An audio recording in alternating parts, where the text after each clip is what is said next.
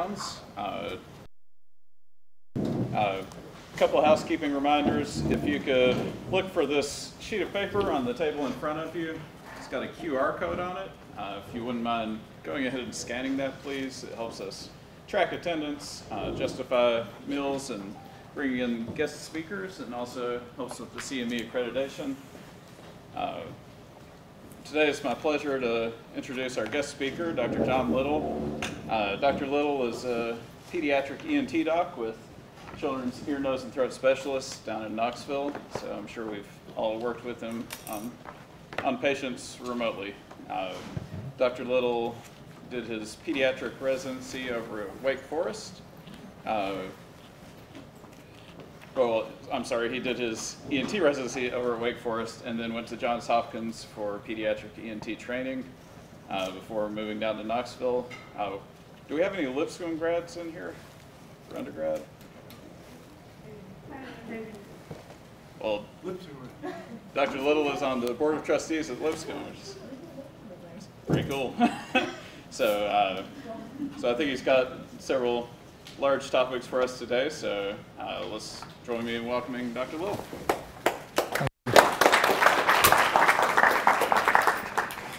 Well, thank y'all. Is that working? Is that good?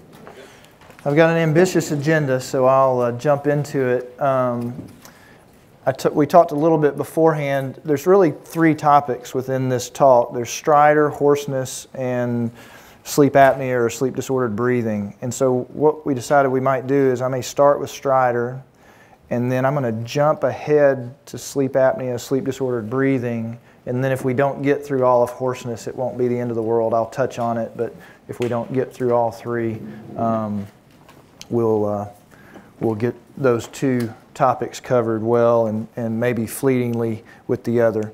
I don't have any disclosures, drug reps and such can't do anything for us anymore, so you don't have to worry about that.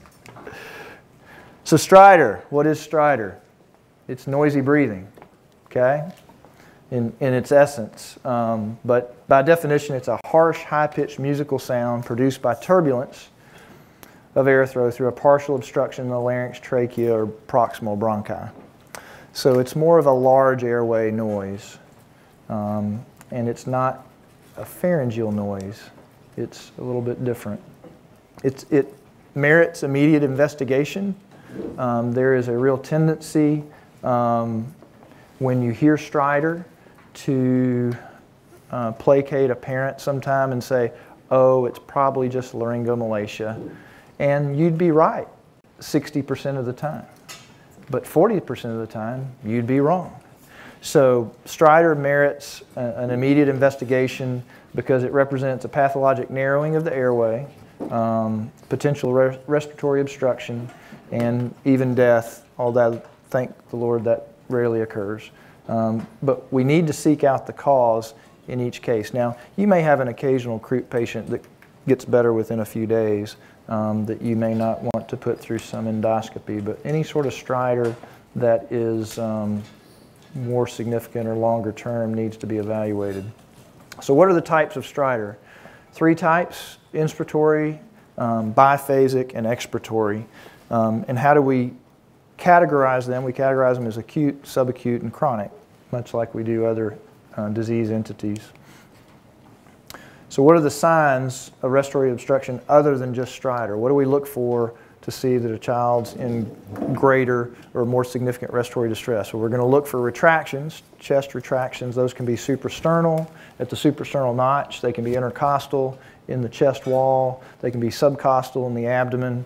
And then they can be sternal, as far as you'll sometimes see sternovertebral retractions where the sternum almost touches the vertebral column in very severe distress, especially prolonged distress where you start seeing skeletal changes related to that breathing pattern. The degree of obstruction is determined by the amount of negative pleural pressure and the rib cage compliance.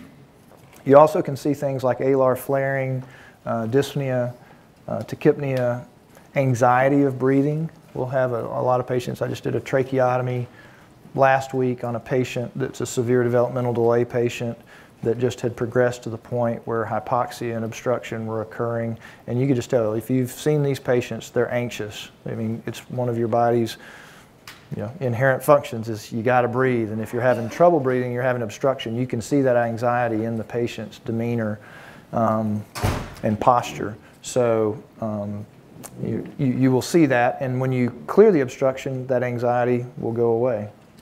And then cyanosis or hypoxia, that can be perioral, sublingual in the nail beds, or systemic.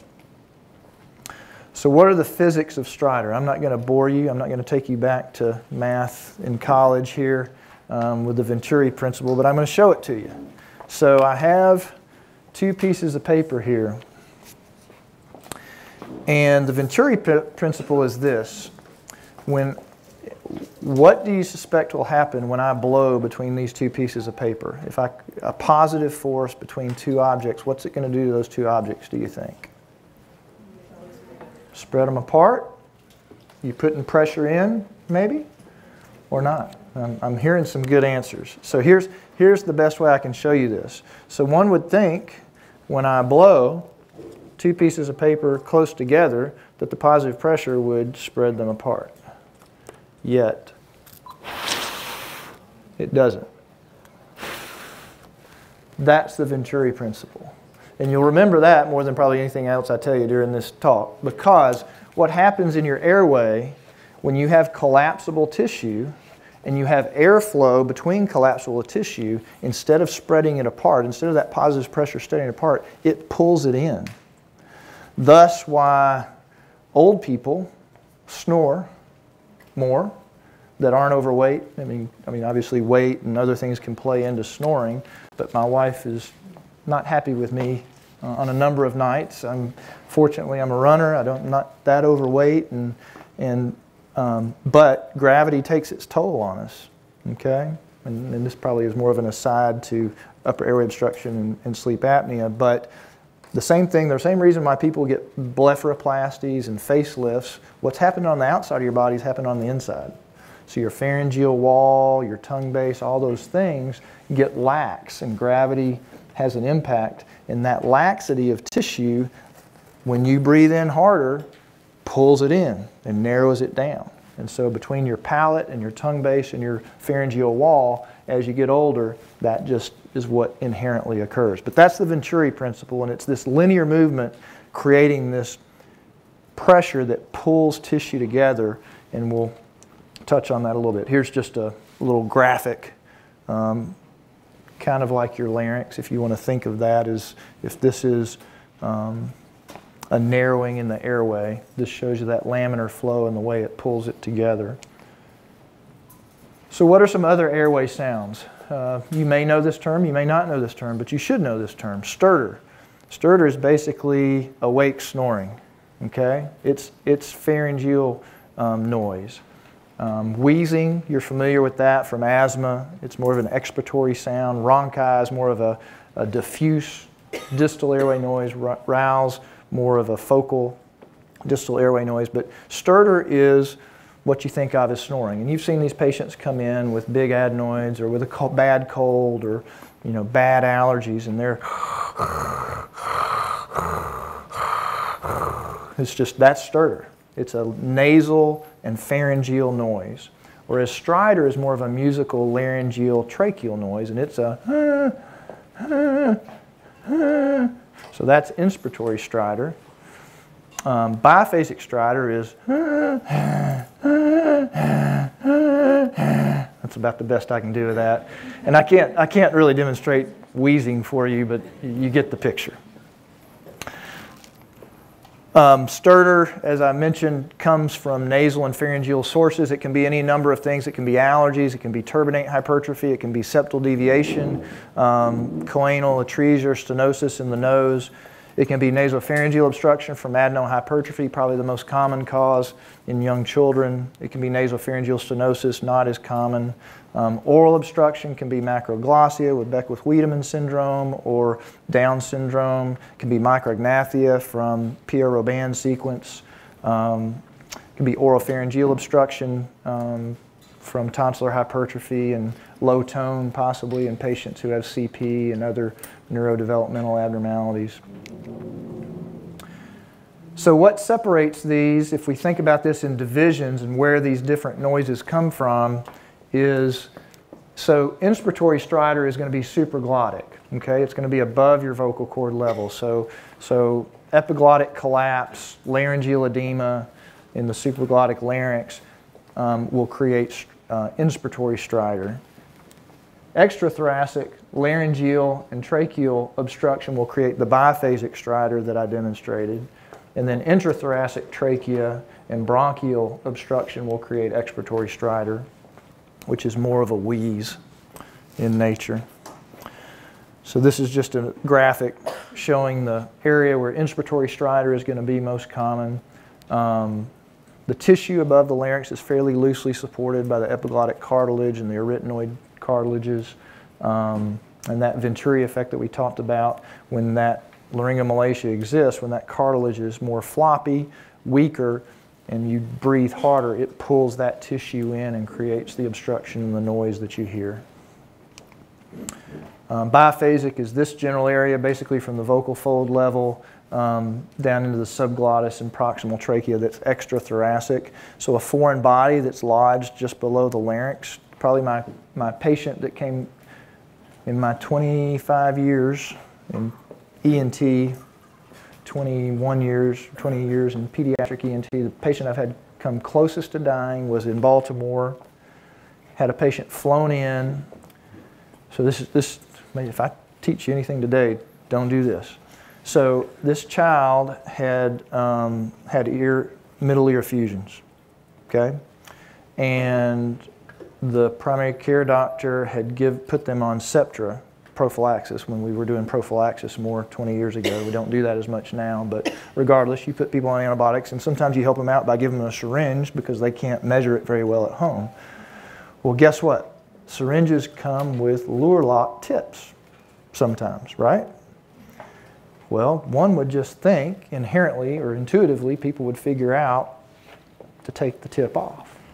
But a 17-year-old mother doesn't know to do that.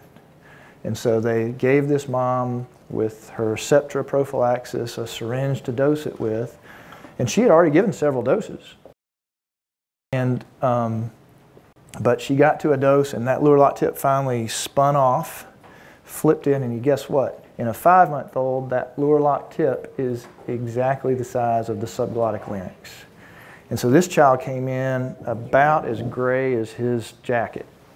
The child could barely siphon enough oxygen to stay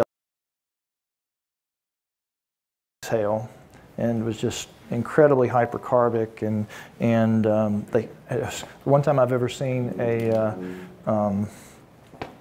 intraosseous stick, because you couldn't, the vessels were so clamped down. I don't even think the intraosseous stick worked. I mean, finally we just kind of scooped and ran to the operating room, pulled that thing out, and the child pinked right back up and was like, well, what's the deal, you know? And I don't know what happened to that child. I don't know what the hypoxic effect was as this child gets older, but the child survived. This is the closest I've had a child dying. But the teaching point from that is, one, take the lure lock tip off if you give anybody a syringe. Open the package and take it off. But two, the cricoid cartilage is the one part of your airway that's a complete ring, okay? Tracheal rings are like a horseshoe. There's a membranous trachea behind that. It can expand. Cricoid cartilage cannot expand. That's the area of damage when you're an anesthesiologist or an ICU doctor intubating, or ER doctor intubating. Using too big a tube traumatizes that area and can lead to inflammation and stenosis. But it's also an area where we'll see, you know, foreign bodies lodge, and because they can't get past that fixed narrowing there. And then expiratory stridor is further down and gets into that shared territory between us and pulmonary. Stridor we've touched on. So respiratory distress without large airway obstruction, there's a large bucket list, and I'll probably cover this in a lot of different ways, but central nervous system abnormalities such as If you get a Chiari malformation or hydrocephalus and you have your brainstem compression on the vagal nuclei, you can get bilateral vocal fold paralysis from compression of those vagal nuclei. So we'll see children that have bilateral vocal fold paralysis and respiratory distress from that. Neuromuscular disease with muscular dystrophies and such. Respiratory distress syndrome that y'all see, transit tachypnea of the newborn, cardiac abnormalities, abdominal issues can cause airway problems as well. So how do we evaluate stridor? Well, good history, right? What's time and age of onset? Was it congenital or acquired? Pretty important. When that child was born at delivery, did people notice noisy breathing? Or was it noticed when your child was in the well baby nursery? Or did they say, oh, this will get better, you just had a little meconium aspiration or whatever? Has it been there from the beginning, or did it start 2 weeks, 2 months, 6 months after they were born? Because if it's later, then we might be dealing with something that's progressive, like papillomas of the larynx, or a subglottic hemangioma that progressively enlarges during that first 12 to 18 months of life. You know, is there hoarseness associated with it? If you really think about it, your larynx can only give you 3 symptoms: stridor, pain. What am I leaving out? Hoarseness. Thank you. My second topic. So stridor, pain, and hoarseness are your 3 symptoms from the larynx. So those are the things you have to focus on. And then what are some associated things that go along with that? Whether you're going to see cyanosis and apnea, shortness of breath. Is it related to feeding? Does feeding make it worse? What's the timing of it? Is it worse when they sleep, when they're awake? Those types of things are important historical facets to obtain from the family. If it's stable, you can do a more thorough exam. You can do a more invasive oral or pharyngeal exam, neck exam, and palpation. If it's unstable, you got to kind of be abbreviated, really focus on what you need to see and get the child in a position where they can be cared for in an urgent fashion if needed. What x-rays do we get? Well, we can get soft tissue films that can show us some modest insight into a foreign body or adenoid enlargement or things of that nature. Fluoro might be helpful if you do see a foreign body, trying to identify it. Obviously inorganic things, metallic things can be seen easier than organic tissue and such, whether it's a peanut or things of that nature. We see all sorts of things. The craziest thing I've ever taken out of the airway was cracked cocaine vials. So when you're a fellow at Hopkins, I got to cover peds every night, but I also got to rotate with my other fellows, do an adult call. And we had this guy that was a drug dealer in Baltimore who was being robbed. And so he ingested his crack cocaine. He had swallowed 5 vials. The would-be thief is gone, and he starts feeling like he's getting toxic or feeling like they've opened up, and so he induces vomiting. Well, 3 of them come out, but 2 of them he aspirates. And so I'm trying to figure out, okay, now I've got to take this guy to the operating room and do a bronchoscopy. I've never seen a crack cocaine vial in my life. So I called Baltimore City Police. I said, y'all happen to have any crack cocaine vials? Because I've got to take 2 of them out of this guy. And so within 5 minutes, they had me a crack cocaine vial because I'm trying to figure out which type of forceps I'm going to use and that sort of thing to remove this foreign body, which we did. But there's some really strange things. Sticks, peanuts, corn. I mean, we see it all. Obviously, coins of different types, but they're harder to get further down. Interestingly, pediatric ENT probably got its start predominantly because of foreign bodies. And it had to do with something that we don't even deal with now, and that's diaper safety pins. When babies used to have diapers, and they were cloth diapers, and they were safety pins, children would swallow those safety pins. And they actually have a forcep, a special type of foreign body forcep that actually allows you to close the safety pin in the airway before you pull it out, because you can imagine it's like a fish hook if that safety pin is open. The most important facet of this is patients with critical airways should not go to the radiology suite. They need to be under observation, they need to be monitored, and if it's an urgent situation, you need to be very cautious with those patients. But there are a number of things we can use for stable patients to evaluate the airway. The gold standard for evaluating the airway, stridor or otherwise, is fiber optic laryngoscopy, because we can do it awake. Now, if you've got an epiglottitis or supraglottitis, which we don't see very often, you're going to probably do that in an operating room environment, not at the bedside on the floors or in the ER. But this modality of evaluation has really made it significantly simpler for the family. We don't have to do a DL bronch on every child that has an airway disorder. They don't have to go under anesthesia. We can do this in the office. It takes 30 to 45 seconds. It's not very long. And they don't like it while it's in, but it's not a really painful thing, especially if they'll be fairly still, which if you've got a good nurse and a good mom or dad holding them, you can keep them fairly still. So other things, direct laryngoscopy is a rigid laryngoscopy, bronchoscopy. The difference between pulmonary bronchoscopies and otolaryngology bronchoscopies, although I do flexibles too, is we mainly use a rigid bronchoscope. And what's the difference between that? You're both looking, right? But with a rigid bronchoscope, you can breathe through the scope while you're looking. So it offers an additional measure of safety. Now you can mask while you're doing a flexible, you just don't have that extra measure of safety of having the airway secured quite as well, so aspiration isn't as much of a problem, and anesthesia is always much more comfortable, and especially a very young child that needs a bronch.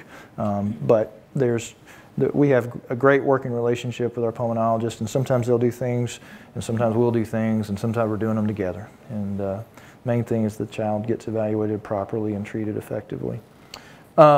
And then esophagoscopy, which we don't do that much. We can, but we mainly let the gastroenterologist do most of that work. So this is just where that scope's going. We pass the scope through the nose into the nasopharynx, and the tip gets down to about, the tip of the uvula, palate, and then we can see usually all the way down to the vocal fold. We can see the epiglottis, we can see the folds, and that's about as far as you can see. You can get a little bit of a glimpse of the subglottis sometimes with a fiber optic exam, but if there's a lot of laryngomalacia, that tissue is prolapsing into the airway, and you don't get to see quite as much of the endolaryngeal airway as you do the supraglottic airway. So what are the common causes of stridor in the neonate? So number one, primarily laryngomalacia.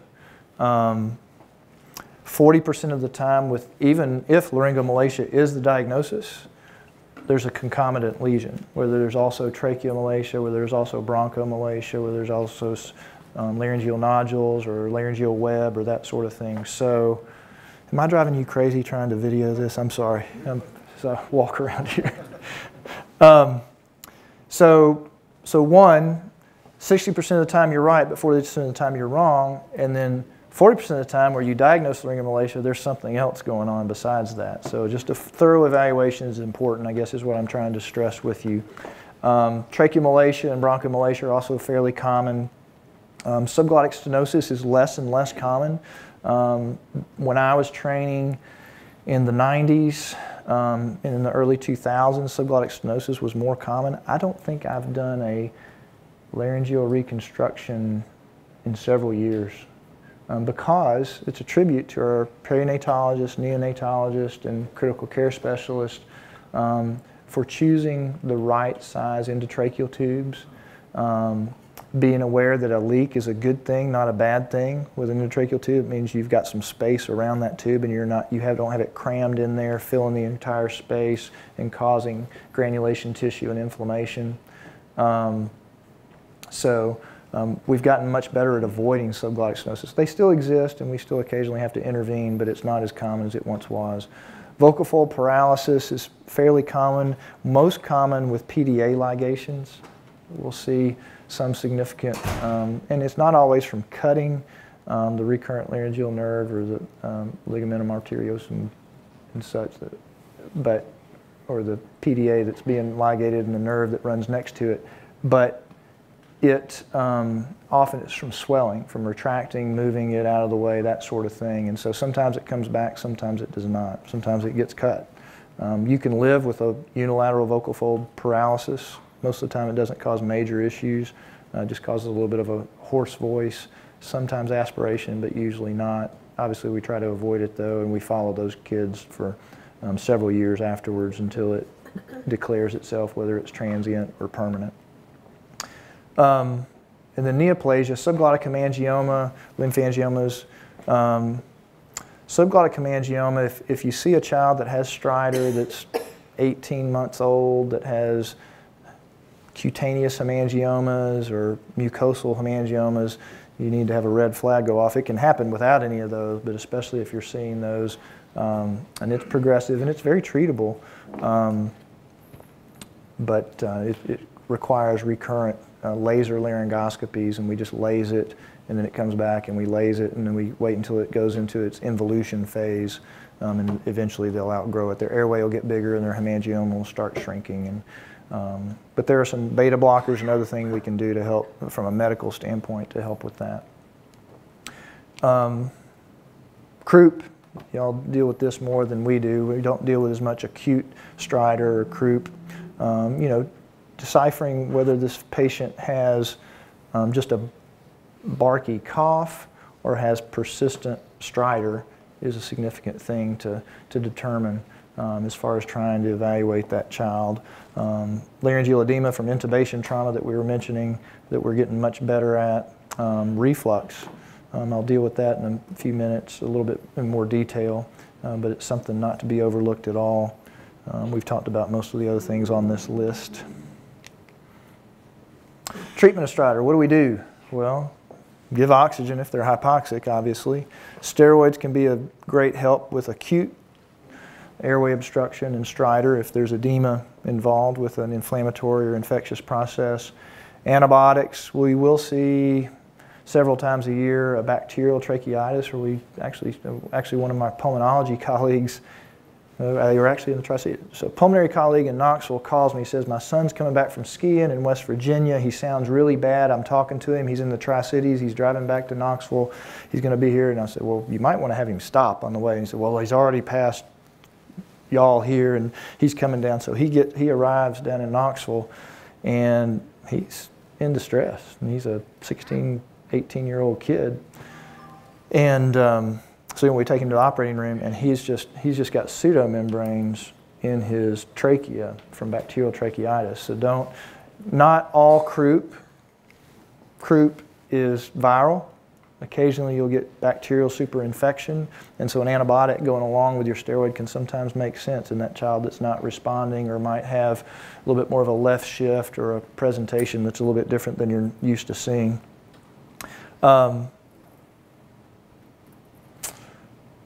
So immunizations, obviously, we will, with patients with Laryngomalacia and various airway obstruction, we'll often recommend Synagis and flu vaccine. So here's probably the biggest point I want to make about reflux, and that is that you may have a child that, I mean, probably all children reflux to some degree, but do they have pathogenic reflux? Well, I don't know. It depends on if they got a problem that reflux can make worse. So sometimes reflux is just wet burps and you move on and the child changes their formula or just gets better with time. Sometimes you treat them. But if they have a mucosal injury with what was baseline reflux that wasn't causing a problem, and you add an intubation, you add a viral illness, you add a laser laryngoscopy, you add vocal abuse in a screaming child, you add other surgical interventions, and if you don't account for the reflux, then you may end up with a major airway problem. So covering, transiently even, some of these kids when they are having some sort of mucosal transgression, whether it's surgically induced or infectious or inflammatory in nature, will really avoid some problems for you. And here's the best thing I can tell you. So we did my research during residency at Wake was reflux and airway disorders, and we did double probe pH studies on kids. But it harkens back to, there was a lot of adult work that was done before we did that in children. I'm going to go on a sideline again. Dual probe pH monitoring can really help you because you're going to use you want an electrode to be in the hypopharynx and an electrode in the esophagus. Most people that do dual probe pH monitoring do 2 esophageal electrodes. Well, we really, from an ENT standpoint, if I'm having sinus, laryngeal, airway problems, I want to know, is the reflux getting out of the esophagus? Is it above the upper esophageal sphincter? Think how much attention the lower esophageal sphincter gets. When's the last time you thought about the upper esophageal sphincter? There's a second sphincter, and that's the sphincter that protects the upper airway. And so if you put that proximal electrode below it, you're really not knowing whether you've got a reflux problem that's extra esophageal. But here's the study that's most compelling. So we did a dog study at Wake, and the dog study, dogs don't have basal acid secretion, okay? So to get a dog to have significant acid in their stomach, you mock feed them before you put them to sleep, and their stomach fills with acid. And then they took an NG tube, gathered acid from the stomach, or gastric secretions from the dog, and then they took and painted the subglottis, where the cricoid is the most narrow portion of the larynx, with those gastric secretions. And the dogs had 1 application a day for, I can't remember how many days, I'm going to say 1 week to 10 days, had a 40% subglottic stenosis from 1 acid reflux a day. Okay, because they don't have basal acid secretion. They're not having reflux beyond that. Anyway, so I say that to just say it doesn't take much reflux with a mucosal injury to create a real problem. So controlling for that's important. And so the other thing that is significant about that is that we did a study where we cut the recurrent laryngeal nerves. I'm going to break some of your hearts here. We did it in canine puppies. But we actually, if you think of it from a SID standpoint, we painted or we applied acid, and we found that there's a pH threshold for laryngospasm, and it's below about 2.5. And when you apply a solution with a pH less than 2.5, you're more likely to induce laryngospasm. And the difference between a puppy and an adult dog with that laryngospasm is an adult dog, when you stimulate spasm, the adult dog has tachypnea, tries to break it. The puppy goes apneic to the laryngospasm. So if you think of that from an overall SIDS perspective, that's a significant potential cause, is because SIDS basically is a death where there's nothing on pathologic review or autopsy that shows why they died. And well, you could have a reflux episode. I mean, it's a big wastebasket category. There's cardiac things, there's neurologic things, but one of the significant things we feel like is a part of that is reflux, because it can induce laryngospasm, cause apnea, the child expires, and then you have nothing on autopsy review to show why that child passed away, cardiac or neurologic. So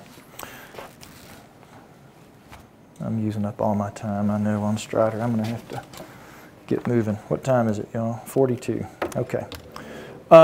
So just some pictures of Laryngomalacia. Everybody, most of you are familiar with this or not, but just the epiglottis. There are different types of Laryngomalacia. Most of the time it involves epiglottic weakness, collapse, but sometimes it's less epiglottic and it's more supraarytenoid mucosal edema that could be reflux related or could just be inherent to the child, or mucosal redundancy, and this tissue back here prolapses. I've got some children that have normal epiglottis, but it's all this tissue back here prolapsing into the airway that has to be addressed. This is a supraglottoplasty, so when we treat laryngomalacia for children that have more severe forms of it. We go in with either a cold technique or the laser, and the area epiglottic folds, we incise them. We don't know exactly, there's two possible ways this works. One, it either releases these folds so that the epiglottis can flip forward toward the tongue base, or it creates scarring and firms up the tissue so it doesn't collapse as much. And it may be a combination of both, which is why a tonsillectomy and adenoidectomy sometimes help even when the tonsils aren't huge. You're creating this scarring of the palatal or the falcial arch, and it tightens things up so you don't have that laxity of tissue collapsing into your airway. Let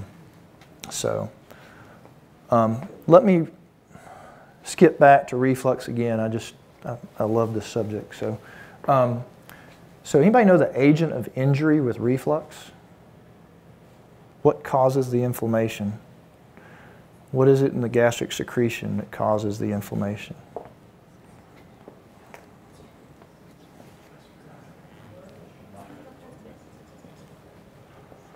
Anybody?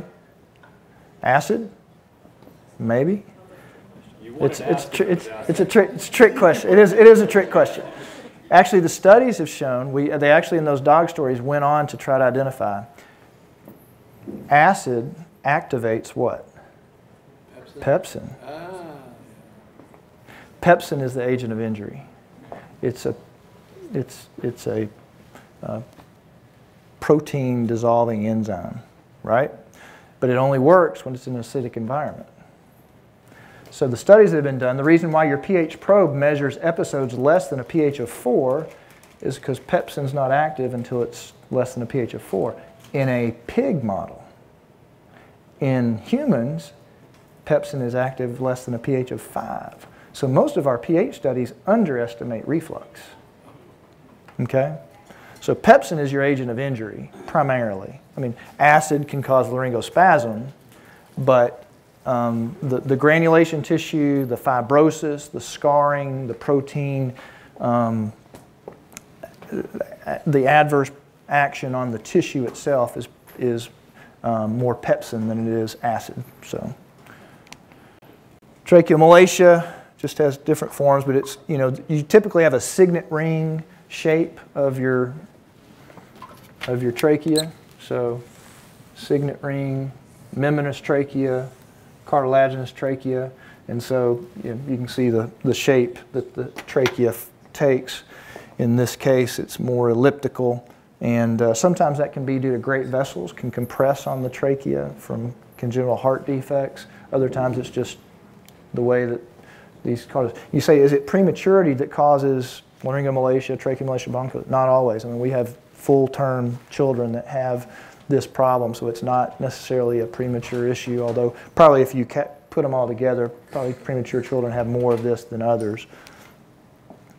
This is a lot of inflammation. This is subglottic narrowing, so this is the vocal cords, false vocal folds, just a lot of swelling and redness and narrowing in the subglottis. This would probably be properly categorized as croup, laryngotracheobronchiolitis, or bronchitis rather, but inflammation of all those areas.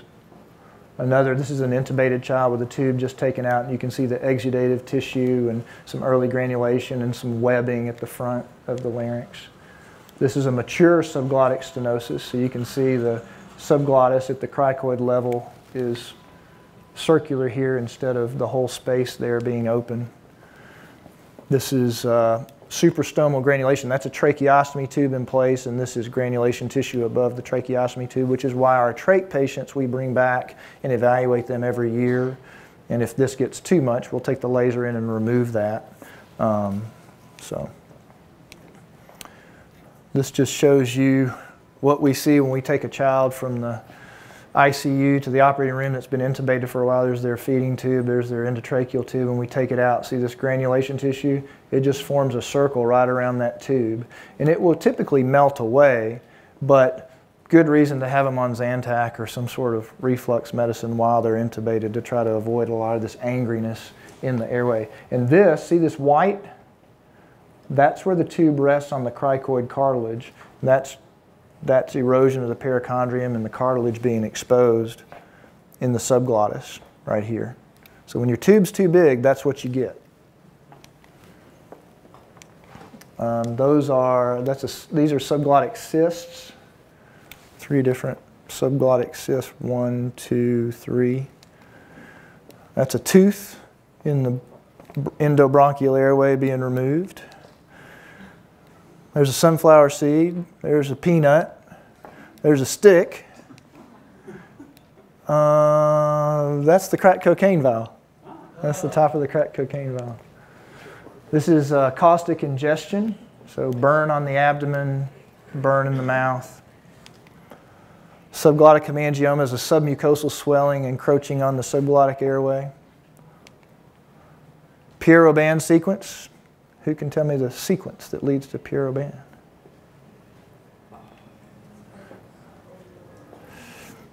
So 3 things. Small jaw, micrognathia, and retrognathia leads to glossoptosis. Tongue is pushed back, falls back, which then prevents the palatal shells from coming together and creates a U-shaped cleft palate. Sequence. Jaw, tongue, palate. And it blocks the airway. Got a child right now, I got it consulted this weekend on a child. My partner, Dr. Ray, is going to do mandibular distraction. So some of these children can avoid, we used to end up putting tracheotomies in a lot of these kids. Dr. Ray, my partner, will do mandibular distractions and start. You know, remember how the Elizaroff procedure in orthopedics, they would take tibias and femurs and make them longer? They'd do the same thing with the jaw. So we can take these children and we can put a mandibular distraction device on the jaw and push that jaw forward and bring that tongue forward so that the airway's opened up pretty rapidly in young children. We're avoiding a lot of tracheotomies in these children. All right, it's topic number 1. So I'm going into a lot of rabbit holes. I hope the rabbit holes are fun, but let me skip ahead because it looks like I'll probably just get to 2 topics. I'll tell you what, I'll skip ahead fast and just touch on hoarseness as we go through. Grading, normal, grade 1 is a normal voice, grade 2 is a mild hoarseness that probably only an otolaryngologist or physician would notice. Grade 3, pretty much everybody would say you're hoarse. Grade 4 is aphonia. And the one thing I would tell you, aphonia, if you have bilateral vocal fold paralysis or you have inability. Aphonia is not the inability to talk. It's not mute. It's not, that's not aphonia. Aphonia is I cannot create pitch. I am not able to bring my vocal folds together and create pitch. Any of you that have played in a band that understand reed instruments, it's what your vocal folds are. You have an air column coming up from your lungs, and you've got a reed. Your reed is your vocal folds, and they come together, and depending on how tense they are, how close together they are, and how they move determines your pitch. Okay? So when you have vocal fold paralysis and you have no movement of your vocal folds, you can talk. You just can't create volume. You can't create a pitch. So you are just completely breathless. You just are this is aphonia. So when you hear a patient like that, that is a larynx that doesn't work, okay? So, not going to go into pathogenesis, not going to go into clues, quality, pitch, hoarseness, breathiness, loudness, positional, constant fluctuant, neonatal, cysts, pretty common, laryngeal webs not as common, vagal nerve lesions, probably the most common cause of hoarseness for us in a neonate or newborn. Progressive vocal abuse, screamers, nodules, children that had colic when they were young and screamed a lot, they get nodules. If every time you took a step, you banged your ankles together, you get calluses on your ankles, right? If every time you talk, you're a loud kid or you're a screamer, your vocal folds, when they come together, they slam together and you get calluses on your vocal folds. If you can get the screaming and the vocal abuse to stop, the calluses will usually, the nodules will typically go away. So we wait on these, and if they get up to 8 or 10 years old and they still have it, despite using their voice properly, then we'll shave them off with the laser. But is that why singers get? In adults, we'd call them singer's nodules. But I mean, we see a lot. I mean, there's a lot of, preachers, singers, salesmen, attorneys. A lot of people use their voice. I mean, we use our voice all day, every day. You know, so if you use your voice a lot, you know, it can happen. Vincristine is a reversible hoarseness. You get vocal fold paralysis with vincristine, and if you stop or pull back on the vincristine dose, it's reversible. It will come back typically. So evaluate hoarseness when it's greater than 2 or 3 weeks, or progresses, or there's associated respiratory compromise. Endoscopy is the mainstay of evaluation. Those are vocal nodules. Smaller, more petite vocal nodules here up front. These are the vocal processes. These are not nodules. These are nodules. That's a laryngeal web, anterior laryngeal web. That's a posterior web. It's an inflamed larynx. This is called a pseudosulcus vocalis. So if you see 2 free edges of the vocal fold, that implies the larynx is swollen. The vocal folds are swollen, and you can see some subglottic edema causing the vocal fold margin to have kind of 2 edges right there.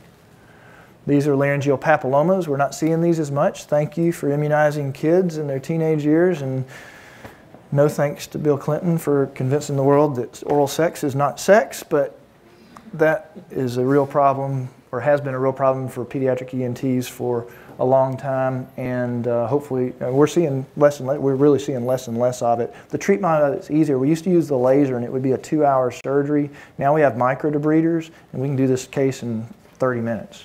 You just microdebride these. Problem is, you can't fix the virus.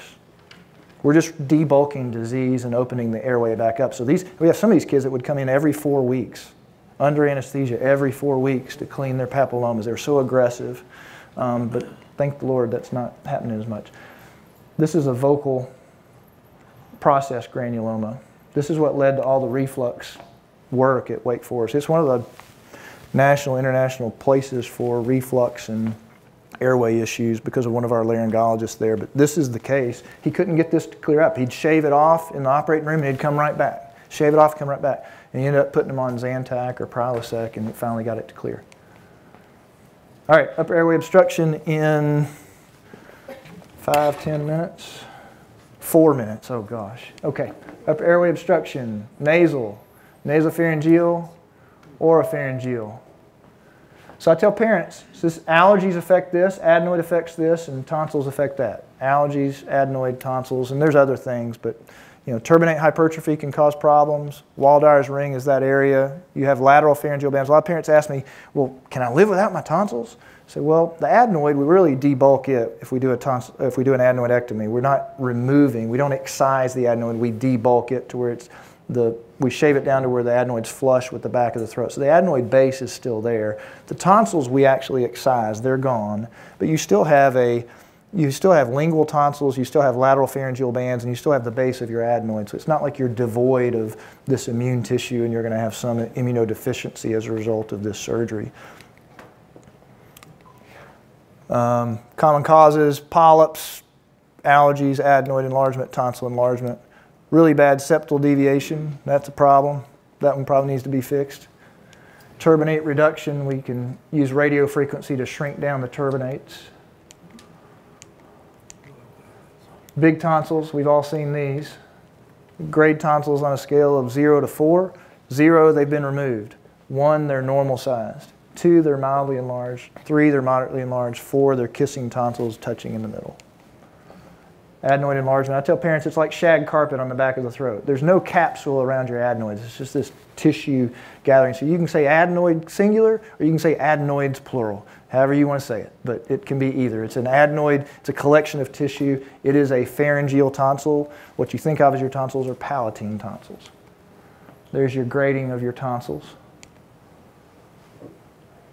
I was snuck in with Dr. Wood talking about behavior disorders. ADHD, about 10% of ADHD patients have sleep disorders, so don't overlook that in your evaluation of those patients.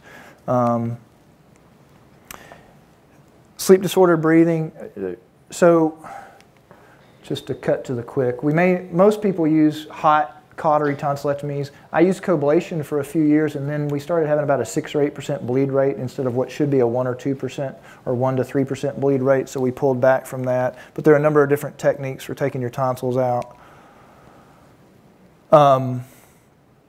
So for when should I get a sleep study? I'll just boil this down. We primarily get polysomnograms in patients who have, complex medical conditions, so comorbidities, obesity, Down syndrome, craniofacial anomalies, neuromuscular, sickle cell, MPSs, to define that. Or children have just extremely severe apnea symptoms that we think might need to go to the ICU or be admitted overnight. But most patients, so we do it mainly for if the need for surgery is uncertain or there's a discordance between the tonsillar size and the physical exam. But if a family comes to you and the mom says, my child snores every night, he sounds like a bear, it's really loud, he's worse than his dad or grandfather, he tosses and turns, he's posturing, that's what restless sleep, tossing and turning. They're trying to straighten their airway out so they can have laminar airway flow, like we talked about. They extend the neck. The sniffing position straightens your airway out so you can breathe easier.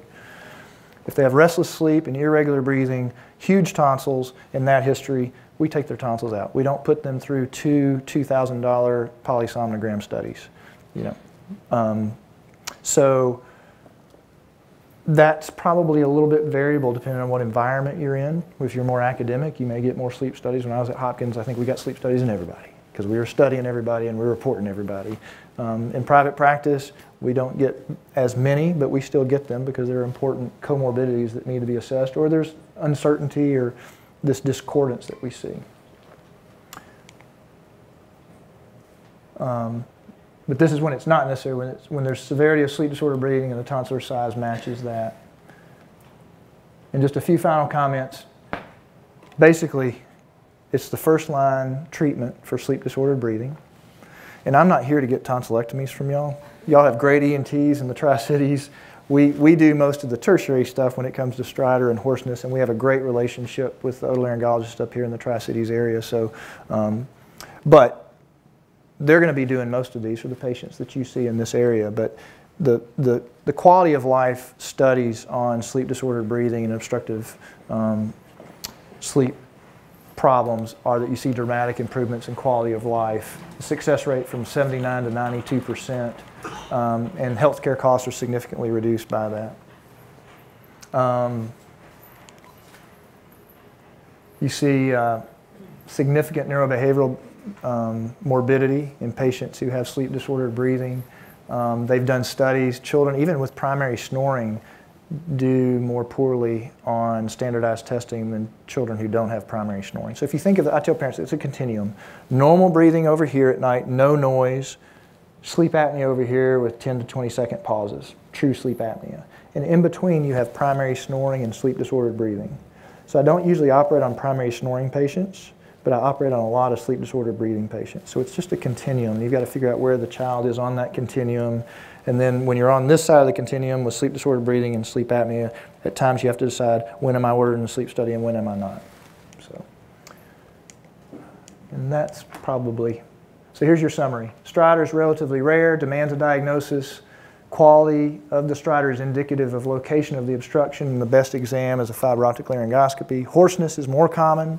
Many causes, vocal abuse and infectious are most common. Diagnostic workup needed after 2 to 3 weeks. Treatment dependent upon cause. Then upper airway obstruction, stridor, snoring, fairly common. Multiple etiologies, but most commonly adenotonsillar hypertrophy. Sleep studies if it's a complex condition or when the physical findings don't match the symptoms. And tonsillectomy and adenoidectomy is the mainstay of treatment. Whew. We kind of got through it. So I hope that's helpful to you. I always enjoy coming up here and seeing y'all. Everybody here, pediatric residents? How many medical students? All right. Good luck. Hang in there. Y'all third years? All right. Well, excellent. Well, I'll stay around for a few minutes if anybody has specific questions, but I know I'm on borrowed time, so thanks for letting me share some time with you today.